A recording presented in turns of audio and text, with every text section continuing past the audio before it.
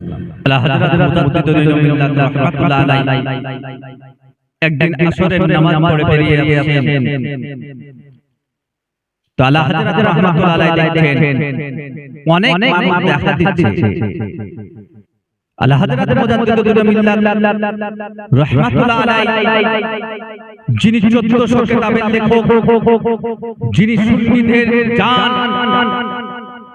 যিনি মুসলমানদের মধ্যে কে মুনাফিক, কে খাঁটি মুসলমান, কে আল্লাহ রাসূলকে মহব্বত করে, কারা মহব্বত করে না সেটা আলা হযরত পার্থক্য করে দিয়েছেন। সে আলা হযরত রাহমাতুল্লাহ আলাইহি একজনকে ডেকে বলছেন, হে আল্লাহর বান্দা বলো এখানে কিসের জন্য এত মানুষ দেখা দিচ্ছে? সে মানুষটা বলল, হুজুর এখানে একজন জাদুকর এসেছে, যে জাদুকর 5 কিলো পানিকে একটা মিহি সুতোর দ্বারাতে স্বর্ণ করে দেখাচ্ছে। আলা হযরত মুজাদ্দিদুল মিল্লাত রাহমাতুল্লাহ আলাইহি আস্তে আস্তে সে জাদুকরের নিকট গেলেন। দেখেন, হে জাদুকর ভাই, তুমি কি 5 কিলো পানিকে একটা মিহি সুতোর দ্বারাতে স্বর্ণ করে দেখাচ্ছ? সে জাদুকর জানে না कि আল্লাহর ওলি কাকে বলে, সে জাদুকর জানে না আল্লাহর বন্ধু কাকে বলে, সে জাদুকর জানে না আল্লাহর দোস্ত কাকে বলে, সে জাদুকর জানে না আল্লাহ ওয়ালা কাকে বলে। সে জাদুকর বলল, হুজুর আমি 5 কিলো সামান্য পানি স্বর্ণ করে দেখাচ্ছি, যদি আপনি বলেন 50 কিলো পানিকে আমি মিহি সুতোর দ্বারাতে স্বর্ণ করে দেখাবো। আলা হযরত কার নাম, মুজাদ্দিদ কার নাম, আল্লাহ ওয়ালা কার নাম। আহমদ রাজা রাহমাতুল্লাহ আলাইহি বললেন,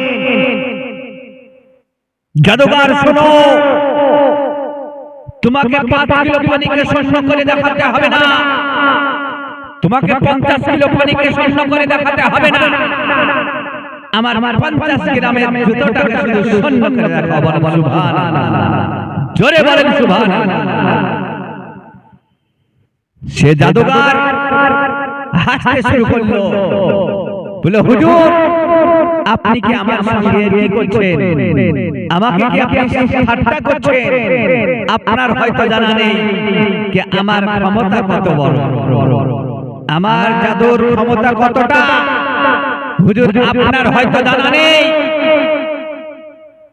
সে জাদুকর কার সামনে কথা বলছে, যে আহমদ রাজা 1400 কিতাব লিখেছিলেন, জিনার কিতাব সারা দুনিয়া।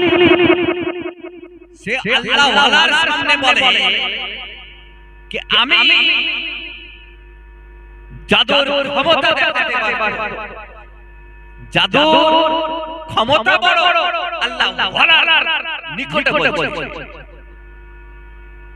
আলা হযরত রাহমাতুল্লাহ আলাইহি বললেন, জাদুকর শুনে নাও, আমার মাত্র 50 গ্রামের জুতোটাকে তোমার মিহি সুতোর দ্বারাতে স্বর্ণ করে দেখাও। জাদুকর বলল, হুজুর আপনি আমার সঙ্গে কি ঠাট্টা করছেন?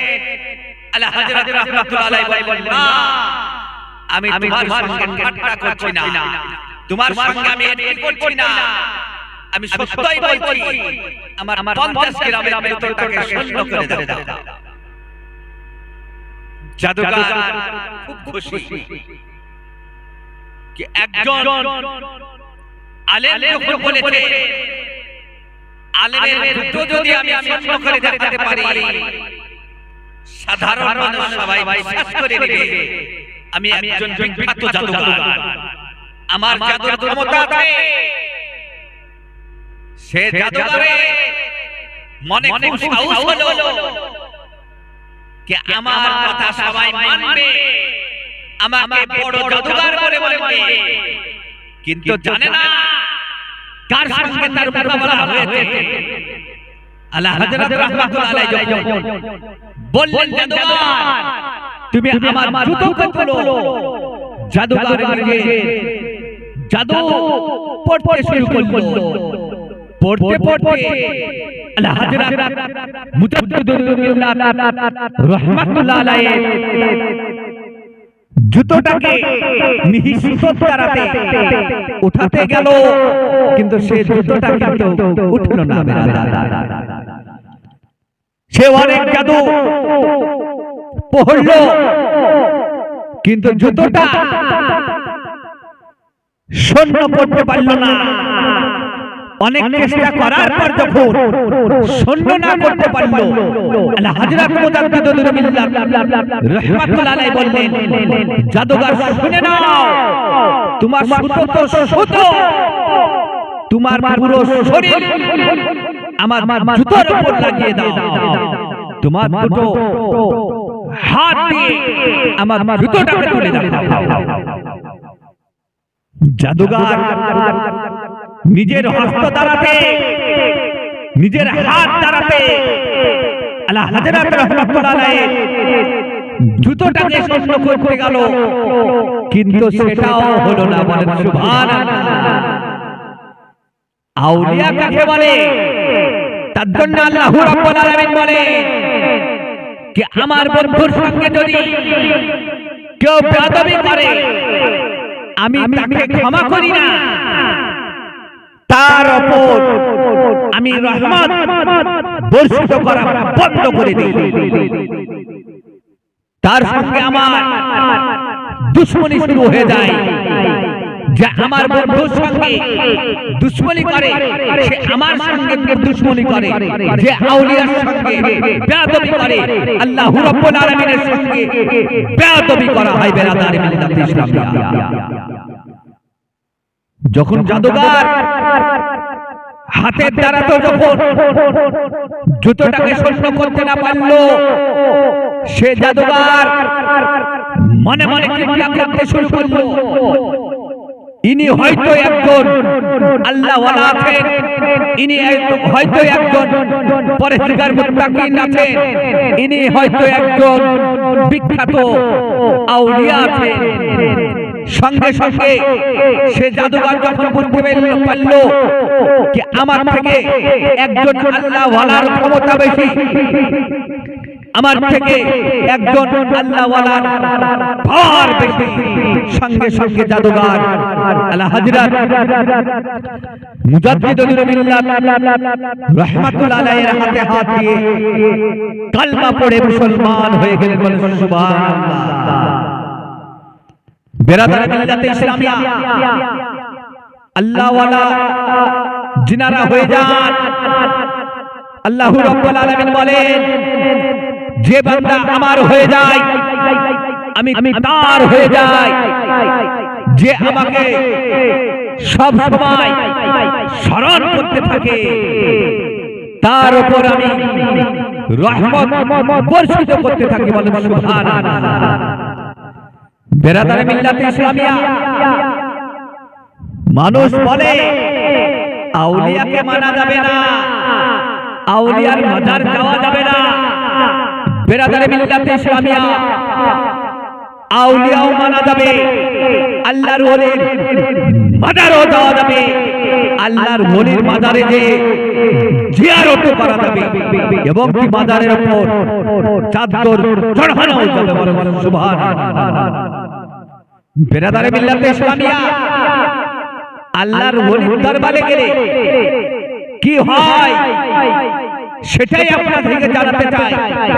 আপনাদের দরবারে সেটা আমি মেসেজ দিতে চাই যে আল্লাহ ওয়ালার নিকটে যদি যাওয়া যায় তো আল্লাহ রাব্বুল আলামিন কি করে? একজন ব্যক্তি যে ৯৯টি কতল করেছিল, সব রকম গুনার কাজ করেছিল, গুনার কাজ করার পর তার মনে একদিন আল্লাহ বলে ভয় আসলো, আমি তো অনেক গুনার কাজ করেছি, আমি আল্লাহু রাব্বুল আলামিনের নাফরমানি কাজ করেছি, আমাকে আল্লাহর দরবারে ক্ষমা চাইতে হবে, মাফ চাইতে হবে, না হলে আমাকে জাহান্নামে যেতে হবে, আমাকে তো মরতে হবে। সে চিন্তা করে সে ব্যক্তি রাস্তায় চলতে শুরু করলো। চলতে চলতে একজন মানুষের সঙ্গে দেখা হলো। বললেন, হে আল্লাহর বান্দা, আমি একটা কথা জিজ্ঞাসা করতে চাই আপনাকে। তিনি বললেন, কি? সে খুনি ব্যক্তি বলল, হুজুর, আমি 99টি কতল করেছি, আল্লাহ রাব্বুল আলামিন কি আমাকে maaf করবে? সে ব্যক্তি বলল, আপনি কি পাগল হয়ে গেছেন? আপনি 99টি মার্ডার করেছেন, খুন করেছেন, তা সত্ত্বেও আপনি বলছেন যে আল্লাহ maaf করবে কিনা? তিনি বললেন, আল্লাহ maaf করবে না, আল্লাহ তোমাকে ক্ষমা করবে না। সে খুনি ব্যক্তি চিন্তা করলেন, যদি আল্লাহ রাব্বুল আলামিনের দরবারে যদি আমার গুনাহ যদি maaf না হয়, আমার গুনাহ যদি ক্ষমা না হয়, তো আমি পুরোপুরি ফিরিয়ে দিয়ে সঙ্গে সঙ্গে তলোয়ার বের করে সে ব্যক্তির গর্দন দুখণ্ডিত করে দিল, গর্দন উড়িয়ে দিল। আবার বাড়ি চলে গেল। আবার অনেকদিন পর আবার মনে আল্লাহ ইয়াদ আসলো, আল্লাহ বলে ভয় আসলো। সে ব্যক্তি আল্লাহ কাছে ক্ষমা চাইবার জন্য আবার রাস্তাতে চলতে শুরু করল। একজন ভালো ব্যক্তির সঙ্গে, একজন ভালো আল্লাহু রাব্বুল আলামিনের বান্দার সঙ্গে দেখা হলো। সে আল্লাহর বান্দাকে জিজ্ঞাসা করলো, বলে, হুজুর, আমি 100 জনকে কতল করেছি, আমি 100 জন মার্ডার করেছি, আমাকে কি আল্লাহ maaf করবে? তিনি বললেন, হ্যাঁ, আল্লাহ তো রহমান, আল্লাহ তো রহিম, আল্লাহ সত্তার, আল্লাহ গফফার, আল্লাহ মালিক, আল্লাহ সত্তার, আল্লাহ সব জিনিসের মালিক ও মুখতার, যিনি আলিমুল গায়ব, যিনি সারা জগৎকে সৃষ্টি করেছেন, তিনি অবশ্যই maaf করে দিবেন। কিন্তু একটা শর্ত, যদি ক্ষমা চাইতেই হয় তা আল্লাহর ওলির দরবারে চলে যাও, উনার ওসিলা দিয়ে তুমি আল্লাহর দরবারে maaf চাও, আল্লাহু রাব্বুল আলামিন তোমাকে maaf করে দেবে। বিরাদার, সঙ্গে সঙ্গে সে ব্যক্তি মনে খুশি নিয়ে আল্লাহর ওলির দরবারে যেতেছিলেন। কিছু দূর গেছে, সঙ্গে সঙ্গে আল্লাহু রাব্বুল আলামিনের হুকুম মতে তার জানকে ইসরাঈল আলাইহিস সালাম কবজ করে দিলেন। যখন জান কবজ করে নিয়ে আসমানে চলতেছে, জান্নাতের ফেরেশতারা এসে বলছে, ইসরাঈল আলাইহিস সালাম, ইনার রূহটাকে আমাকে দে, আমরা জান্নাতে নিয়ে যাব। জাহান্নামের ফেরেশতারা এসে বলছে, আমাদেরকে রূহটাকে দে, আমরা জাহান্নামে নিয়ে যাব। কেন না দুনিয়ার বুকে অনেক গুনার কাজ করেছে। জান্নাতের ফেরেশতারা এসে বলছে, যদি গুনার কাজ করে তাও আল্লাহ ওয়ালার দরবারে যাওয়ার নিয়ত করেছিল, সেই কারণে আমরা জান্নাতে নিয়ে যেতে চাই। জাহান্নামের ফেরেশতারা বলছে, উনি 100 জনকে কতল করেছে, তার রূহকে আমরা জাহান্নামে নিয়ে যেতে চাই। ফেরেশতার মধ্যে কথা বলাবলি শুরু হলো। ফেরেশতারা বললেন, ঠিক আছে, আল্লাহর দরবারে বিচার দেওয়া হোক। আল্লাহ রাব্বুল আলামিনকে জিজ্ঞাসা করলেন, রব্বুল আলামিন, খালিক ও মালিক, আপনি বলে দেন कि আপনার এই বান্দার রূহটাকে জান্নাতে নিয়ে যাব না জাহান্নামে নিয়ে যাব।